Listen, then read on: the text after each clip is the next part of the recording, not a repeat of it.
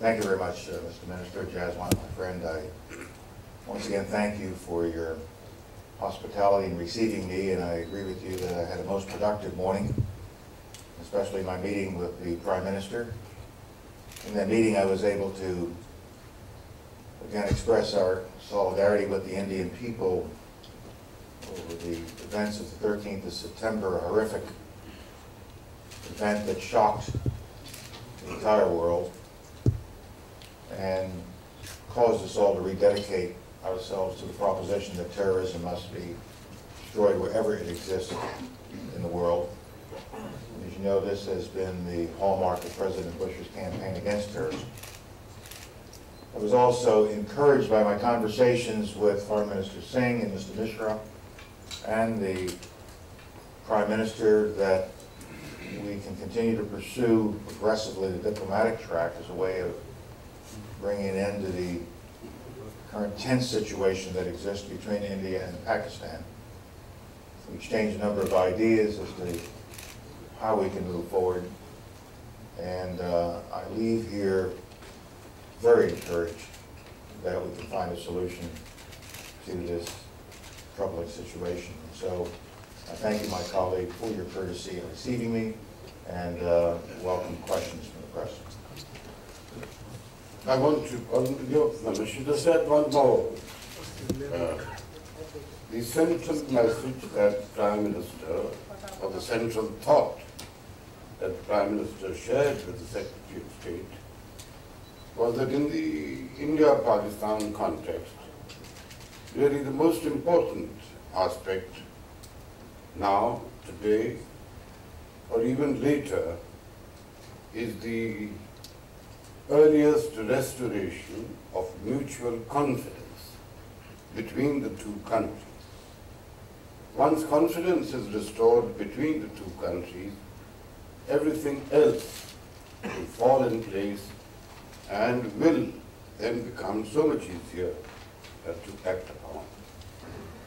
To both of you, the question, how do you restore confidence? How do you get satisfaction that there won't be cross-border raids? And how can you be persuaded that President Bashar has done enough to satisfy you that he is controlling the situation?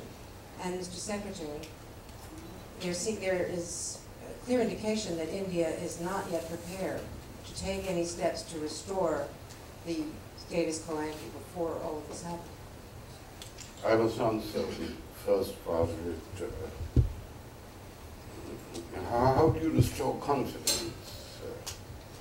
This is not a philosophical question when it comes to discussing bilateral relations between nations particularly. And confidence is a factor that is born of actions. And it would be, I do not think India is working on the basis of what additional steps General Pervez Musharraf can take. He is the president of a sovereign country, and whatever steps he takes are really steps that he determines as the president of Pakistan in the interest of Pakistan. But when it comes to taking steps towards normalization of relations with India, then there are certain aspects that we have now given public voice to. I don't necessarily have to keep repeating them. And it is India's expectation, these are not conditions, but these are expectations that the moment there is action in these regards, there has already been some action which India has welcomed. And if there is action in regard to the 20 wanted terrorists and criminals, then I'm very hopeful that there would be a distinct movement towards moving to a situation which would be a situation similar to what existed before the 13th of December. I certainly agree with what the Foreign Minister said. President Musharraf gave a very important speech last Saturday. He gave to the people of Pakistan, the people of the international community, the people of India, a new vision of Pakistan, where he wants to take his country. And that speech was well received here in India and throughout the world. But both here in India and throughout the world, we also said we hope to see action. We have seen action with respect to the detention of extremists over 1900, the closing of extremist organizations and their offices, and a number of other steps that are encouraging. We've also seen some efforts with respect to controlling activity across the line of control. To go to the heart of your question, we will know when things stop happening over the line of control, when things stop happening over the line of control. And as the foreign minister said, we have seen some important words said and important actions taken. And if we continue to see progress in that regard, then I expect we will see steps taken on the part of the Indian government. As the foreign minister also noted, with respect to the list of 20, this is an issue of continuing discussion with the Pakistani government. And as President Mishra said in his speech, he doesn't rule out appropriate action against those non-Pakistani citizens who are on that list of 20.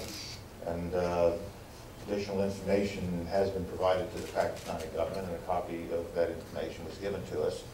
And we hope that President Musharraf, as he has said in the past, will examine all that information and do what is the appropriate thing to do in the case of each one of those 20 individuals. So I think we are on a path that could lead to the restoration of dialogue and the kind of confidence-building activity that the foreign minister spoke of. But it will take action, further action, before we can really start walking down that path more aggressively. Yes, Dr. Awad from the Middle East Broadcasting, NBC London. My question is for both Mr. Jaswant Singh. I'll start with you first. I mean, India has been saying for years, this is the India position of the cross-border terrorism and handling of the list. It has been recently added to your list of asking the Pakistanis to oblige to this. But what is new from the American side? Does the American having any new assurance, that you give any assurance to the Indian that is enough to resume the dialogue again? Or is there any time frame for that to start? Thank you. We would all like to see it start as soon as possible, but it's a judgment for the Indian government to make, and their assurances have to be assurances that theirs to make, not me to provide. So I think we are on a path that will take us where we want to go. And what we have to do is to be patient, to remain committed to the diplomatic track, to recognize that this is a time of high tension when you have military forces in proximity to one another. And we also have to be mindful that there are probably people out there who might want to create another incident to cause a conflagration. We have to be sensitive to that. And so we will continue to work in the direction that we have been working for the last several weeks and continue to build on the progress that we have seen in the last several days, especially in the last week. I don't think it's a question of assurance. It's really India and Pakistan that have to resolve this issue. It is what United States of America has done and is doing currently is a global fight against terrorism. That is what President Bush has announced. And in this fight against terrorism, we are all united. There is a coalition of which Pakistan is a valuable partner, as also India. And in this fight against terrorism, now that Pakistan, the President of Pakistan, General Pervez Musharraf, has announced further actions in regard to terrorist activity, of course India welcomed those at the very first opportunity. All that we are saying is that whatever you have announced as action against terrorists, we wish to see on the ground as demonstrably or recognizably present.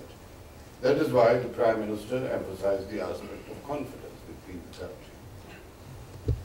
Mr. Secretary, I believe you said last night that you had asked the Indians to take certain steps to ease tensions. Could you elaborate on that today? I think what I said is I had certain ideas, and we discussed various ideas in several baskets, I will call them.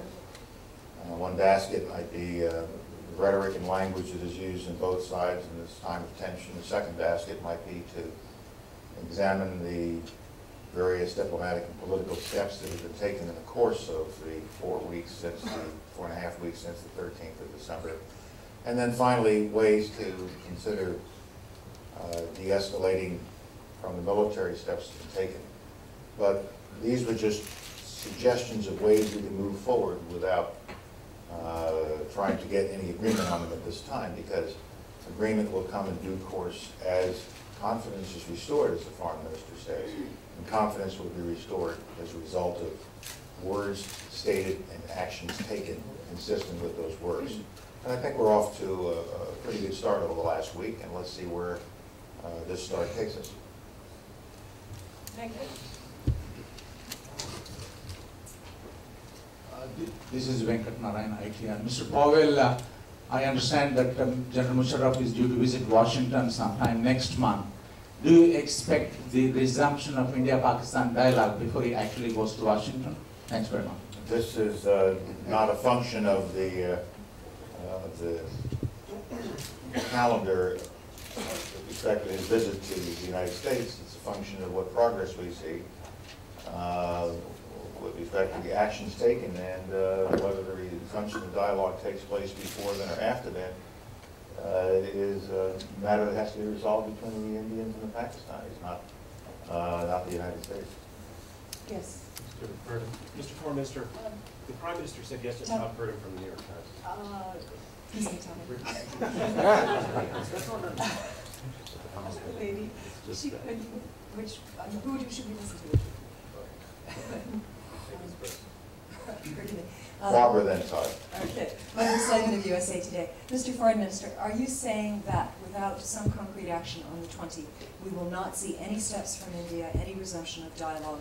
And can you tell me, do you have any information as to whether any of those 20 are in custody? If so, how many and what nationality? Thank you.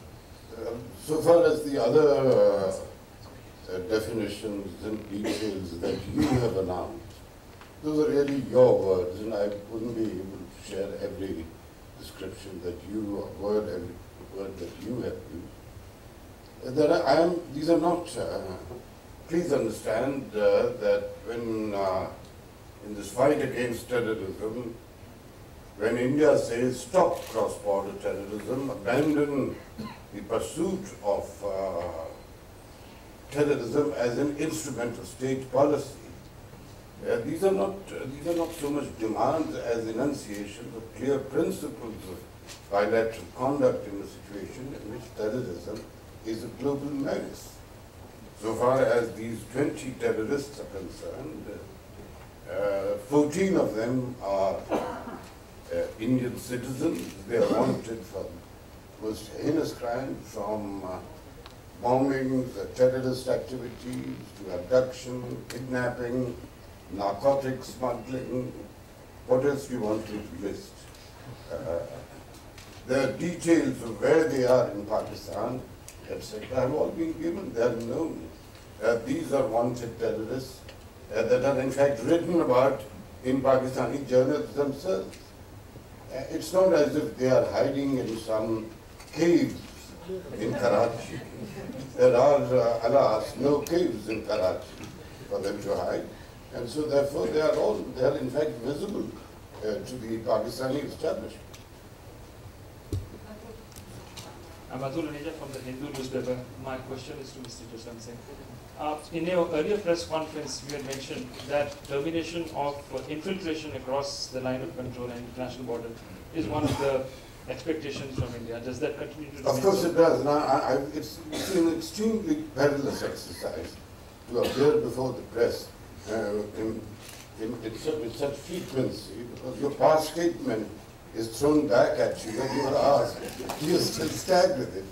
It's not possible for me to list everything, but of course when I say I abandon cross-border terrorism, How do you measure it? You measure it on the line of control. We know what infiltration takes place. We know it on a daily basis. And therefore, if that is stopped, it will immediately be recognized. If I haven't repeated it this morning, it doesn't mean India's stand is changed. Please. Final bonus question, Mr. Ferdinand.